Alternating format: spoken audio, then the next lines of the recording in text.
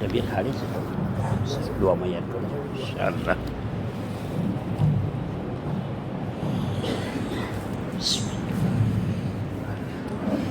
الحمدللہ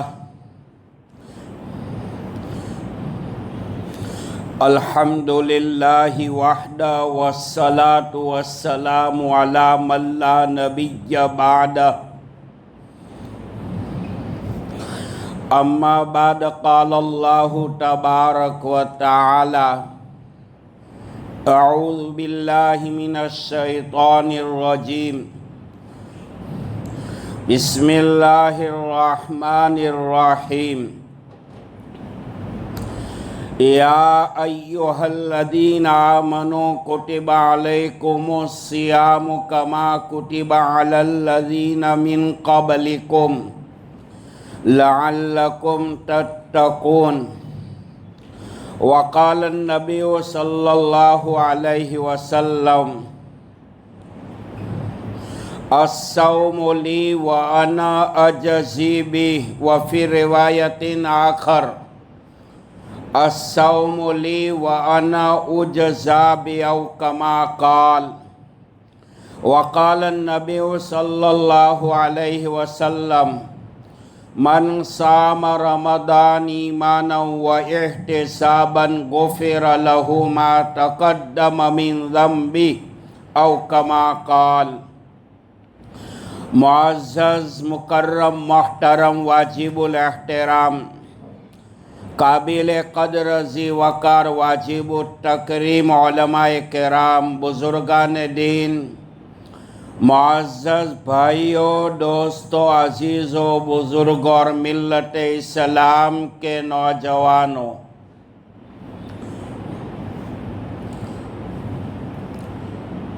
روزہ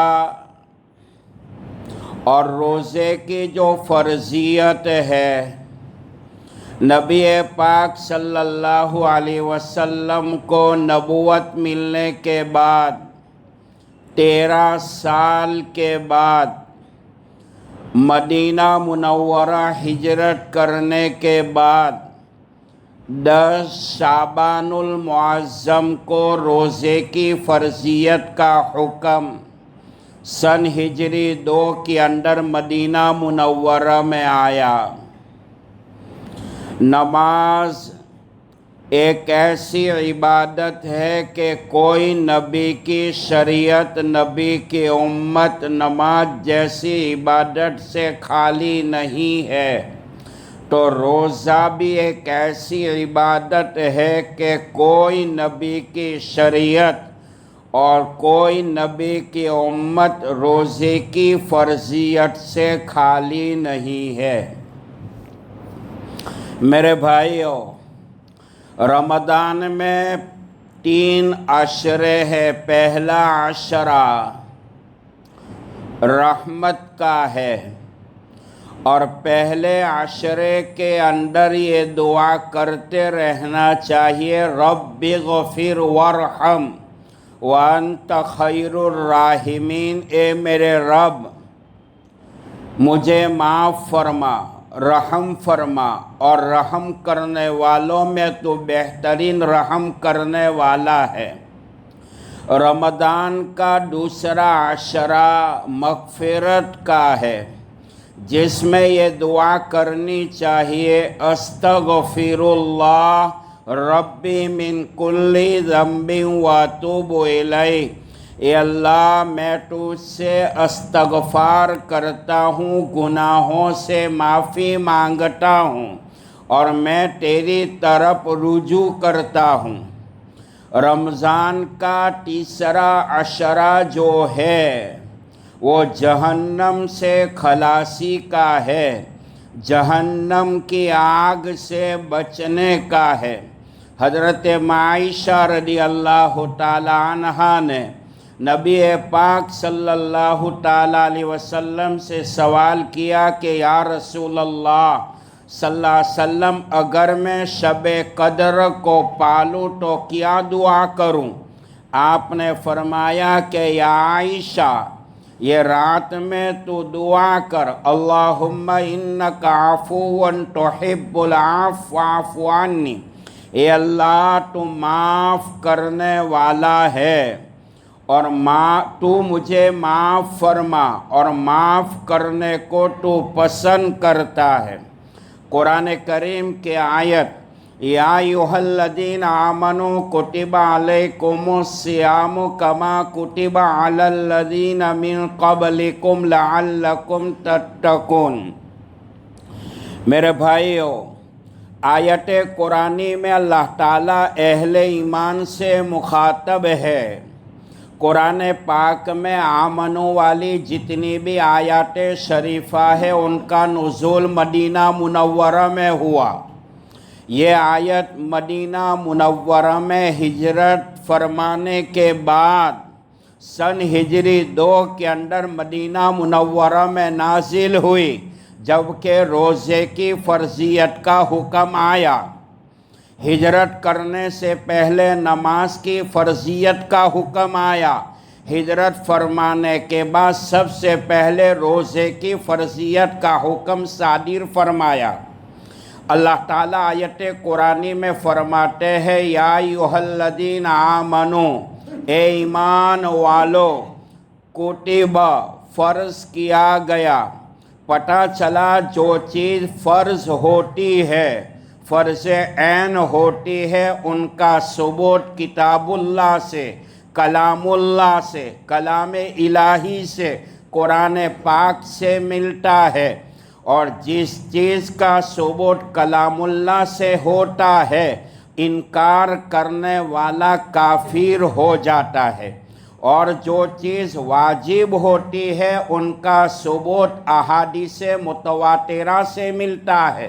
تو آیت قرآنی میں فرمایا کہ یا ایھا الذین آمنوا، اے ایمان والو، کتب فرض کیا گیا، کتب علی الذین من قبلکم، روزے کی فرضیت تم پر لازم کر دی گئی، اور تم سے پہلے جو نبی آئے وہ نبی کی شریعتوں میں بھی روزہ فرض تھا، لعلکم تتقون، تاکہ روزہ رکھنے کی بنیاد پر تم متقی بن جاؤ، پرہیزگار بن جاؤ، خلوت میں، جلوت میں، ظاہر میں، باطن میں، رات کے اندھیروں میں، دن کے اجالے میں خدا سے ڈرنے والے بن جاؤ۔ جب بندے کے اندر تقوی کی صفت پیدا ہوگی، روزہ ایک ایسی عبادت ہے جس میں بندہ خدا سے ڈرنے والا متقی بن جاتا ہے۔ روزہ ایک ایسی عبادت ہے جس پر بندہ صبر کرتا ہے۔ روزہ ایک ایسی عبادت ہے جس میں بندہ نعمتوں پہ شکر کرتا ہے۔ قرآن کریم میں تینوں باتیں بیان فرمائی کہ تقوی والا راستہ یہ بھی جنت والا راستہ ہے، صبر والا راستہ یہ بھی جنت والا راستہ ہے، اور شکر والا راستہ یہ بھی جنت والا راستہ ہے۔ بہرحال ہر نبی کی شریعت میں روزہ فرض رہا، جیسے کہ کوئی نبی کی شریعت امت نماز جیسی عبادت سے خالی نہیں رہی، تو کوئی نبی کی شریعت، کوئی نبی کا دین، کوئی نبی کی امت روزے کی فرضیت سے خالی نہیں رہی۔ اختلاف یہ ہے کہ ہر نبی کی امت میں روزے کی کیفیت الگ تھی۔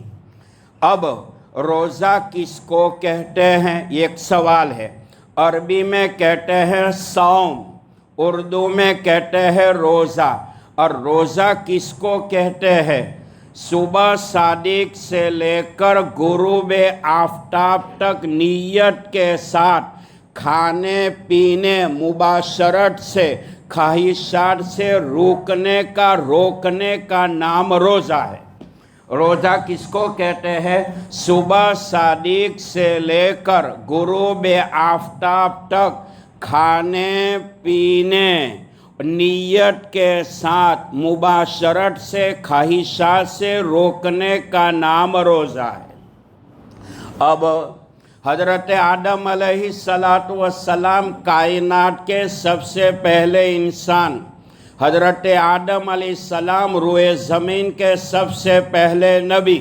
حدیث پاک میں آپ نے فرمایا کہ آدم علیہ السلام سب سے پہلے نبی ہے اور حضرت نوح علیہ السلام سب سے پہلے رسول ہے۔ نبی اس کو کہا جاتا ہے کہ جس کو نہ نئی کتاب ملی ہو نہ نئی شریعت ملی ہو، بلکہ پہلی شریعت کا وہ فالو کرتا ہو، پیچھا کرتا ہو، ان کے تابعداری کرتا ہو۔ رسول اس کو کہا جاتا ہے مستقلاً جس کو باقاعدہ نئی کتاب نئی شریعت ملی ہو، اس کو کہا جاتا ہے رسول۔ نبیوں کی تعداد کم و بیش 1,24,000۔ شرع عقائد فنون کی کتاب کے حوالے سے نبیوں کی تعداد 2,24,000، رسولوں کی تعداد 313، اور میدان بدر میں آپ علیہ السلام صحابہ کی جماعت کو لے کر حق کے پرچم کو لہرانے کے لیے، باطل کو مٹانے کے لیے جو میدان میں چلے تھے، صحابہ کا مجمع بھی 313 تھا۔ اب قرآن پاک کی آیت یا ایھا الذین آمنوا کتب علیکم الصیام کما کتب علی الذین من قبلکم لعلکم تتقون۔ حضرت آدم علیہ السلام کی شریعت میں روزہ فرض تھا، وہ ایام 20 کا روزہ تھا۔ حضرت نوح علیہ السلام کی شریعت میں روزہ تھا یوم عاشورہ، 10 محرم کا روزہ فرض تھا۔ حضرت موسیٰ علیہ السلام کی شریعت میں 40 روزے فرض تھے۔ حضرت عیسیٰ علیہ السلام کی شریعت میں 7 روزے 2 مہینے کے روزے فرض تھے۔ حضرت داؤد علیہ السلام کی شریعت میں صوم داؤدی تھا، ایک دن روزہ رکھتی تھی آپ کی امت، ایک دن افطار کرتی تھی، ان کو کہا جاتا ہے صوم داؤدی۔ اور نبی پاک علیہ السلام کی شریعت میں ایام معدودات، گنے چنے چند دن، 29 یا 30۔ بہرحال یہ تو روزے کی کیفیت معلوم ہوئی۔ قرآن پاک میں اللہ فرماتے ہیں یا ایھا الذین آمنوا کتب علیکم الصیام کما کتب علی الذین من قبلکم لعلکم تتقون۔ اے ایمان والو، تم پر روزہ فرض کیا گیا جیسے سابقہ امتوں پر بھی ہم نے روزے کو فرض کیا۔ اللہ تعالیٰ کو بندے کو بھوکا رکھنے کی، پیاسا رکھنے کی، عورت سے مباشرت سے روکنے کی کیا ضرورت پڑی؟ ایک بہت بڑا سوال ہے۔ دیکھو میرے بھائیو، اللہ اپنے بندے کو زندگی بھر کھلاتا ہے، پلاتا ہے، سال کے مہینے 12 ہے۔ اللہ فرماتے میرے بندو 11 مہینے کلو وشربو ہنیم، کھاؤ پیو مزہ لے کر کھاؤ۔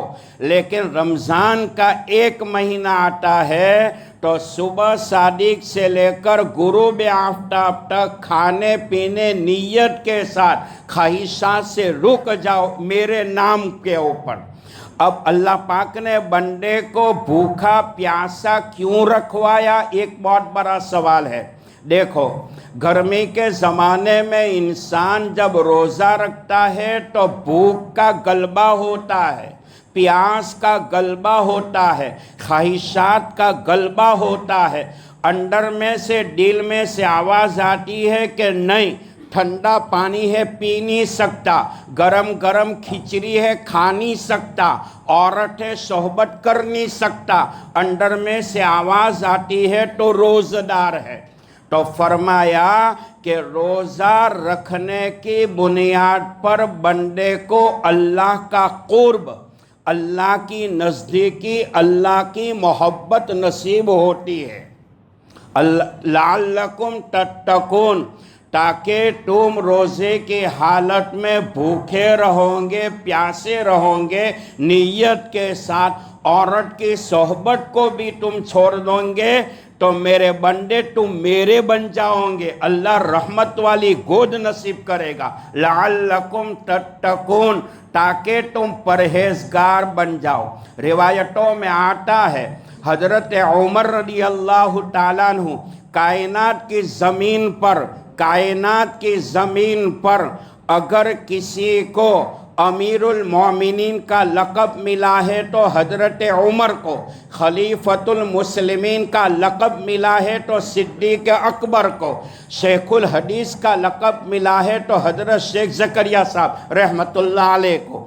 تو حضرت عمر رضی اللہ تعالیٰ عنہ نے ایک صحابی حضرت ابی ابن کعب رضی اللہ تعالیٰ عنہ سے سوال کیا کہ یہ کعب تقوی کس کو کہتے ہیں؟ قرآن پاک میں ہے لعلکم تتقون، روزے رکھو تاکہ تم متقی بن جاؤ، پرہیزگار بن جاؤ، خدا سے ڈرنے والے بن جاؤ۔ روایتوں میں آتا ہے حضرت عمر رضی اللہ تعالیٰ عنہ نے ایک صحابی حضرت ابی ابن کعب رضی اللہ تعالیٰ عنہ سے پوچھا، اے ابی، تقوی کس کو کہتے ہیں، پرہیزگاری کس کو کہتے ہیں، تاکہ میں متقی بن جاؤں؟ حضرت ابی ابن کعب نے حضرت عمر رضی اللہ تعالیٰ عنہ سے فرمایا، یہ عمر، اگر آپ کسی جنگل سے گزر رہے ہو تو جنگل میں جھاڑیاں بھی آئے گی، کانٹے والی ٹہنی بھی آئے گی، یہ عمر آپ کو جنگل سے گزرنا ہے، آپ کے بدن کے اوپر چادر ہے، تو جہاں جھاڑیاں آئے گی، جہاں کانٹے والی ٹہنی آئے گی، آپ کانٹوں سے، جھاڑیوں سے آپ اپنی چادر کو سمیٹ لوں گے تاکہ کہیں کانٹا چوب نہ جائے۔ فرمایا کہ یہی تقوی ہے۔ یہ جنگل دنیا ہے اور کانٹے والی ٹہنیاں اور جھاڑیاں یہ دنیا کی ناز و نعمت اور یہ گناہ ہے۔ انسان کو زندگی گزارنا ہے تو گناہوں سے اپنے آپ کو بچانا ہے تاکہ بندے کے دل میں خدا کا ڈر آ جائے، خدا کا ڈر آ جائے۔ فضائل تقوی میں لکھا ہے ایک مرد کالا کلوٹا تھا، عورت بڑی حسینہ تھی، بڑی جمیلہ تھی، 14ویں رات کا چاند مان پڑتا تھا۔ ایک مرتبہ دونوں جھولے کھا رہے تھے، مرد نے جذبات میں آ کر اپنی عورت کو یہ کہا، تو بھی جنتی میں بھی جنتی۔ عورت نے کہا، آج تو تم فرش عرش پر پہنچ گئے، مجھے جنت کا شرطی دے دیا، آپ نے دعویٰ کیا تو دلیل لاؤ کہ تو بھی جنتی میں بھی جنتی۔ مرد نے کہا، مجھ جیسا کالا کلوٹا ملا، تو نے اس پر صبر کیا، اور تجھ جیسی خوبصورت ملی، اس پر میں نے شکر کیا۔ قرآن میں ہے شکر کرنے والا راستہ یہ انسان کو جنت میں پہنچانے والا ہے، اور صبر والا راستہ یہ بھی انسان کو جنت میں پہنچانے والا ہے۔ تو روزے کے اندر دونوں صفتیں بندے میں پائی جاتی ہے۔ پورا دن بھوک کے اوپر کنٹرول، پیاس کے اوپر کنٹرول، عورت کی صحبت پر کنٹرول، یہ کنٹرول کرنے کی بنیاد پر بندے میں صفت صبر پیدا ہوتی ہے۔ اور افطاری کے موقع پر چکن ٹکا، کباب یہ وغیرہ رکھا ہوا ہے، اس نعمتیں کھانے کے بعد بندہ اللہ کی نعمت کا شکر ادا کرتا ہے۔ قرآن کہتا ہے، بندے تو نے نعمتوں پر شکر کیا تو یہ راستہ بھی تجھے جنت میں پہنچائے گا، اور روزے کی بنیاد پر تو نے صبر کیا ہے، یہ راستہ بھی تجھے جنت میں پہنچائے گا۔ تقوی، لعلکم تتقون، تاکہ تم پرہیزگار بن جاؤ، پرہیزگار بن جاؤ۔ خدا کا ڈر، خدا کا خوف جب بندے کے دل میں پیدا ہوتا ہے، وہ بندہ فرض پر اللہ کو یاد کرے گا، عبادات کے لائن سے وہ مقبولین محبوبین میں سے لکھا جائے گا۔ تقوی کی بنیاد پر بندے کے دل سے خدا کا ڈر اور خدا کا خوف اور تقوی جب نکل جاتا ہے، وہ روئے زمین پر انسان نہیں رہتا، وہ جنگل کا درندہ بن جاتا ہے۔ حضرت یوسف علیہ السلام کے ٹوٹل بھائی کتنے تھے بھائی؟ 12 بھائی تھے۔ حضرت یعقوب علیہ السلام حضرت یوسف علیہ السلام کے والد ہیں۔ آپ کی پہلی شادی لیہ بنت لیان سے ہوئی، اس کا انتقال ہوا۔ ان کے باپ نے اپنی دوسری بیٹی حضرت یعقوب علیہ السلام کو دی، ان کا نام راحیل تھا۔ دونوں عورتوں سے حضرت یعقوب علیہ السلام کو 12 بیٹے پیدا ہوئے، وجود میں آئے۔ راحیل کے پیٹ سے یوسف علیہ السلام بنیامین پیدا ہوئے، اور پہلی عورت سے 10 لڑکے پیدا ہوئے، تو 10 اور 2 ٹوٹل 12 لڑکے ہوئے۔ سال کے مہینے کتنے ہیں بھائی؟ 12۔ 12 مہینے میں ایک مہینہ رمضان کا آتا ہے، 11 مہینے غیر رمضان۔ حضرت یوسف علیہ السلام کے بھائی 12۔ ایک یوسف علیہ السلام کی شرافت، عظمت، پاک دامنی، عفت کی بنیاد پر رب کائنات نے 11 بھائیوں کے گناہ کو معاف کیا۔ تو سال میں رمضان کا مہینہ آتا ہے، یہ مہینے میں بندہ جب روزہ رکھتا ہے، قرآن کی تلاوت کرتا ہے، اللہ کو یاد کرتا ہے، تو فرمایا ایک رمضان مہینے کی برکت سے بندے کے اللہ 11 مہینے کے گناہوں کو معاف کر دے گا۔ ارے آپ کو سمجھ میں بھی آتا ہے؟ حضرت عائشہ رضی اللہ تعالیٰ عنہا نے نبی پاک صلی اللہ علیہ وسلم کے بارے میں فرمایا، اور ہمارا ایمان ہے، پوری امت کا عقیدہ ہے، آپ صلی اللہ علیہ وسلم سے بڑھ کر کائنات میں قیامت تک نہ کوئی ہوا، نہ کوئی ہوگا، نہ کوئی ہو سکے گا۔ یہ پوری امت کا عقیدہ ہے۔ آسمانوں کو وجود ملا، زمینوں کو وجود ملا، عرش اور فرش، جنت کو وجود ملا، نبیوں کو وجود ملا آپ کے صدقے طفیل۔ میرے محبوب، اگر آپ کو پیدا کرنا نہیں ہوتا تو کائنات کا ڈھانچہ بھی میں پیدا نہیں کرتا۔ کہو صلی اللہ علیہ وسلم۔ حضرت عائشہ رضی اللہ، تو نبی پاک صلی اللہ علیہ وسلم سے بڑھ کر عبادت کرنے والا، ذکر کرنے والا، شکر کرنے والا، اللہ کو یاد کرنے والا، اللہ کی تعریف کرنے والا، اللہ کی حمد کرنے والا کوئی نہیں ہو سکتا۔ کوئی ہو سکتا ہے؟ حضرت عائشہ رضی اللہ تعالیٰ عنہ حدیث پاک کے راوی ہے کہ نبی پاک صلی اللہ علیہ وسلم رمضان کے مہینے میں 3 باتوں پر زیادہ توجہ دیتے تھے۔ یہ تینوں باتوں کے اوپر اللہ مجھے اور آپ کو عمل کی توفیق عطا فرمائے۔ جوڑ سے آمین کہو۔ پہلے نمبر پر حضرت عائشہ رضی اللہ تعالیٰ عنہ فرماتی ہے، رمضان کے مہینے میں نبی پاک صلی اللہ علیہ وسلم دعاؤں کا اہتمام زیادہ کرتے تھے، اور دعاؤں میں روتے تھے۔ دعاؤں میں روتے تھے۔ اللہ ہمیں رونے والا بنائے، رلانے والا نہیں بنائے، کھلانے والا بنائے، کھانے والا نہیں بنائے، دینے والا بنائے، لینے والا نہیں بنائے۔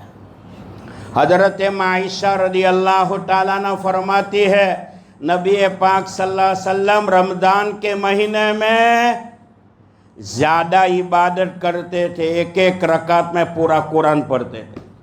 ہم تو سیدھی فلک بھی نہیں پڑھتے اور بھاگتے۔ امام صاحب نے کہا السلام علیکم، ٹھیک ہے، میں ٹرساری کی طرف، السلام علیکم، میں دادری کی طرف چلا۔ نبی پاک علیہ السلام رمضان کے مہینے میں عبادت میں مجاہدہ زیادہ کرتے تھے۔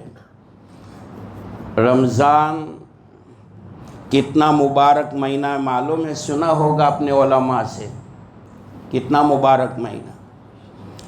ایک ایک رات میں اللہ 10 لاکھ جہنمیوں کو جہنم سے آزاد کرتا ہے، ایک ایک رات میں۔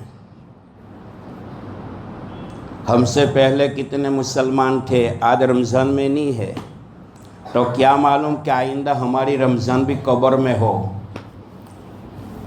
آپ نے اسٹیڈیم میں کھلاڑی کو دیکھا ہوگا، اس کو چانس ملتا ہے تو سامنے والا کھلاڑی کہتا ہے چانس ملا ہے دیکھ کر کھیلیو۔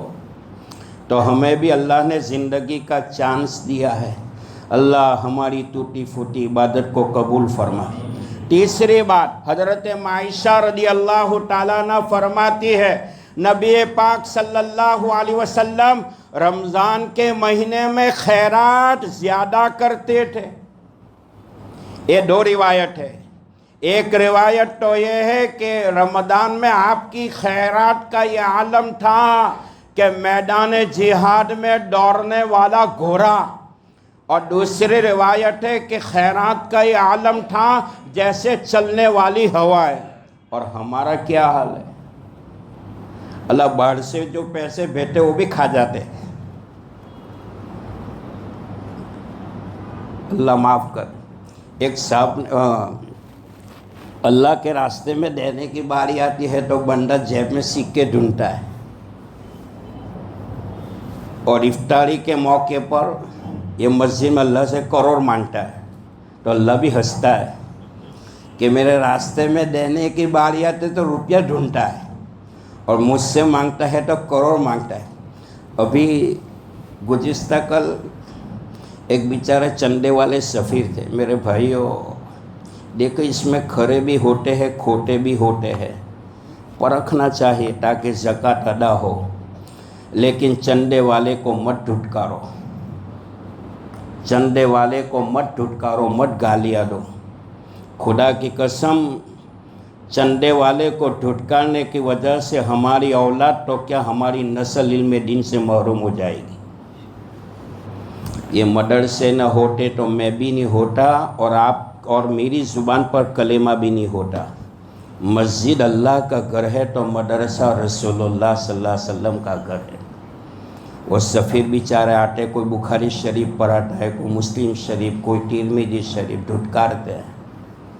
اللہ پاک اس کی قدر کرنے کی توفیق عطا۔ وہ ہمارے بچوں کو پڑھاتے ہیں۔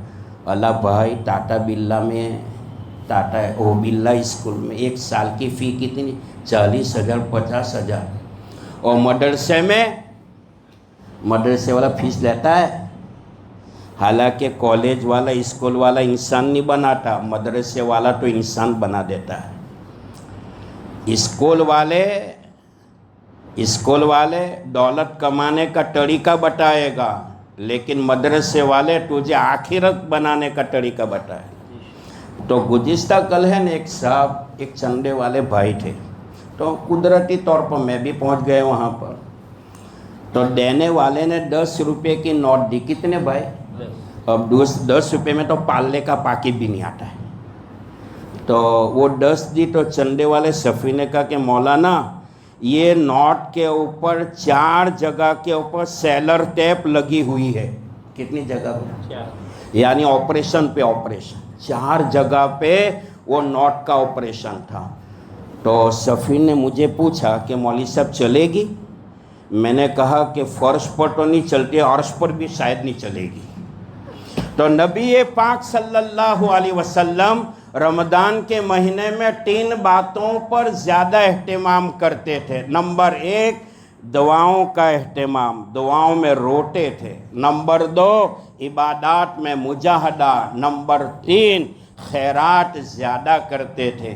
جو اللہ کے راستے میں دیتا ہے تو اللہ بھی ان کو 100 روپیہ دے کر دیکھو، 3 دن کے بعد اللہ 100 روپے کو 1000 روپے میں بدل کر دے گا۔ بہرحال تو بڑا مبارک پاک پوتر مہینہ ہے۔ اللہ تعالیٰ اس مہینے کی قدر کرنے کی توفیق عطا فرمائے۔ رمضان کے اندر اللہ اپنی رحمت خاصہ کا نزول فرماتا ہے۔ اللہ یہ رمضان کا مہینہ وہ مہینہ ہے جس میں 6 رمضان کو حضرت موسیٰ علیہ السلام پر توریت آئی، 12 رمضان کو حضرت داؤد علیہ السلام کو زبور ملی، 13 رمضان کو حضرت عیسیٰ علیہ السلام کو انجیل ملی، اور حضرت حسن بصری رحمت اللہ علیہ جو 120 صحابہ سے ملاقات کرنے والے بڑے مشہور تابعی ہے، فرماتے ہیں کہ قرآن کریم کا نزول ہوا 24 رمضان، اور صحابہ کرام کی ایک جماعت فرماتی ہے قرآن کریم کا نزول ہوا شب قدر میں۔ پتہ چلا اللہ تعالیٰ نے آسمان سے جتنی بھی کتابیں نبیوں پر اتاری، 104 کتابیں چھوٹی موٹی، سب کتابوں کا نزول ہوا رمضان کے مہینے میں۔ ایک ایک گھڑی، ایک ایک سیکنڈ، ایک ایک منٹ بڑی قیمتی ہے میرے بھائیوں۔ اللہ پاک ہمارے روزدار کے روزے کو قبول فرمائے، صاحب مال کی خیرات کو قبول فرمائے، زکوٰۃ کو قبول فرمائے، اللہ ہماری ٹوٹی پھوٹی عبادت کو قبول فرمائے۔ روایتوں میں آتا ہے کہ حضرت غوث پاک شیخ عبدالقادر جیلانی رحمۃ اللہ علیہ نے، ابھی جمعہ پہلے کتاب دیکھ رہا تھا، اس میں مجھے یہ بات ملی۔ شیخ عبدالقادر جیلانی رحمۃ اللہ علیہ فرماتے ہیں کہ بغداد کے بازار میں ایک یہودی کا بچہ روٹی کا ٹکڑا کھا رہا تھا، تو اس یہودی کے دل میں بھی ماہ رمضان کی کتنی عظمت، اس کے باپ نے بچے کو گال کے اوپر زور سے تماچا مارا اور کہا کہ تجھے شرم نہیں آتی کہ مسلمانوں کا رمضان کا مہینہ چلتا ہے۔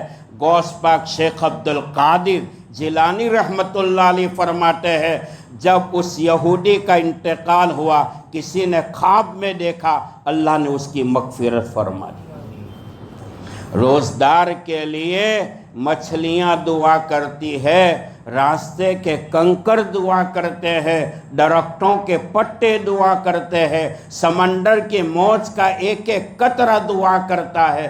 ہم نصیبدار ہے کہ اللہ تعالیٰ نے رمضان کا مہینہ نصیب کیا۔ فرمایا رمضان کے مہینے میں جس بندے کو عبادت کی بنیاد سے اللہ پاک کر دے گا، پورا سال وہ بندہ پاک رہے گا۔ اللہ یہ ماہ کی قدر کرنے کی توفیق عطا فرمائے۔ مسجدوں کے اندر شور و شگف نہ ہو، افطاری کے موقع پر شور و شگف نہ ہو۔ ہمارا مذہب تو اس سلامتی کی تعلیم دیتا ہے، ہمارا دھرم اخلاق کی تعلیم دیتا ہے، ہمارے نبی نے تو ہمیں تقوی کی تعلیم دی ہے، اعمال اور ایمان کی تعلیم دی ہے۔ میرے بھائیوں، ایک بات کہتا ہوا میں اپنی بات پوری کرتا ہوں۔ ایک ہندو بھائی نے مجھے بتایا تھا سورت میں، جب ہندو بھائی کی یہ بات میں نے سنی تو میرے بدن کے اوپر کپاہٹ آ گئی۔ ہندو کاکا نے مجھے کہا، مولوی صاحب ہمارے مذہب کا ہندو مندر میں پرکھا نہیں جائے گا، مسلمان مسجدوں میں پرکھا نہیں جائے گا، اگر اس کو پرکھنا ہے تو معاملات میں پرکھو۔ میرے بھائیوں، ہم کسی کو ستانے والے نہ بنیں، کسی کا کھانے والے نہ بنیں، کسی کا دبایا ہے تو موت سے پہلے واپس کر دے، ورنہ خدا کی قسم کھا کر کہتا ہوں، جب موت آئے گی، جس خدا نے فرعون کو موت کی بنیاد پر بستر میں پیشاب کروایا تھا، قبر کا مرحلہ ہے، موت کا مرحلہ ہے، قیامت تک قبر میں مٹی کے ڈھیلوں پہ سونا پڑے گا۔ شاعر نے کہا، جاگنا ہو جاگ لے، افلاک کے سائے تلے، حشر تک سونا پڑے گا، خاک کے سائے تلے، صدائش دور دنیا دکھاتا نہیں، گیا وقت ہاتھ پھر آتا نہیں، کل نہ آئی کل نہ آئے گی کل تو کیا پل کا بھروسہ نہیں، کر عبادت کر اس جوانی میں تو، کل بڑھاپا تیرے سر پہ آ جائے گا، لڑکپن کھیل میں کھویا، جوانی نیند پر سویا، بڑھاپا دیکھ کر رویا، صدندرے جھوٹ نہ بولو، خدا کے پاس جانا ہے۔ اکبر الہ آبادی نے کہا، بے وجہ خم نہیں، کمر سے ملے بٹن، جھکے ڈھونڈتا ہوں، جوانی کدھر گئی، آئی تھی جوانی، تھا مجھ میں نہ ہوش آیا تو جوانی گزر گئی۔ عجلو قبل الموت وعجل، کہ موت آنے سے پہلے توبہ میں جلدی کرو کہ کب موت آ جائے۔ توبہ کی بنیاد پر کبھی گناہ نہیں کرنا چاہیے۔